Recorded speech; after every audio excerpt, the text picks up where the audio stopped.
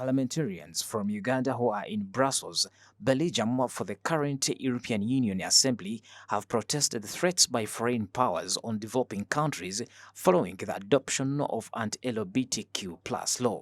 In his speech to the Assembly, the Cole North MP Samuel Opio referred to the recent resolution of the European Parliament on the Uganda's anti-homosexuality law as a violation on the country's sovereignty status, adding that such threats must be stopped because they will have harm on the business partnerships. However, I want to talk about the political, the economic and the financial aspect. The EU Parliament on 20th April adopted a joint resolution on the universal decriminalization of homosexuality in light of the recent developments in Uganda. Among their resolutions, it was condemned on the passing of the anti-homosexuality bill, and they called for sanctions on all the members of parliament, the religious leaders, and the politicians who supported the enactment of that bill. Isn't that a hybrid threat?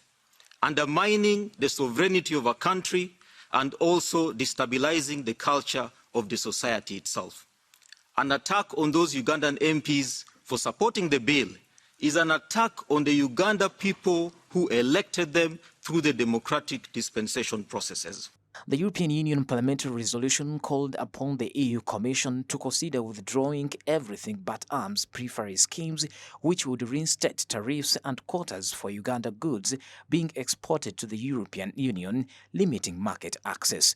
The resolution also asked for the precondition for countries to decriminalize homosexuality in order to qualify for the tariff waivers. According to Opio, this is another hybrid threat in the form of economic pressure, economic blackmail intended to cause economic collapse. The resolution also called upon the EU Commission to consider withdrawing the everything but arms preference schemes, which will reinstate tariffs and quotas for Ugandan goods being exported to the EU, limiting market access. And it further asked for preconditions for countries to decriminalize homosexuality in order to qualify for the tariff waivers. Isn't this another form of hybrid threats in form of economic pressure, economic blackmail for cultural orientation? African values are not for sale, whether at wholesale price, factory price, or retail price.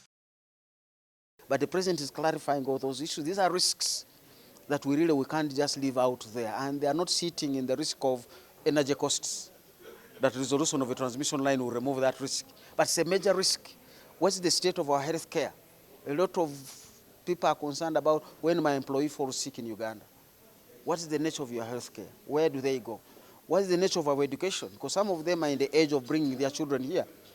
They noted that while the European Union remains Africa's largest trading partner with about 26% of all imports, trade between blocs suffers from misalignment of trade policy priorities.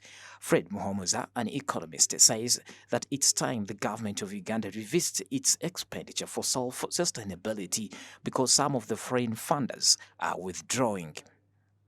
We just passed the law against LGBTQ, and we have seen some other people get concerned.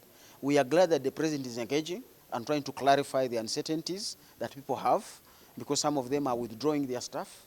Some of them are saying, I can't bring my staff, because out there their staff are gay. Their staff are lesbians. So they're saying, how do I take my staff to work in a country where they can be arrested? MPs urged the European Assembly to consider widening the scope of human rights, to consider human economic rights, fair value and fair trading, adding that human rights without improved economic well-being is an incomplete story. Pedson Mumbere, SMART24 TV, Business Today.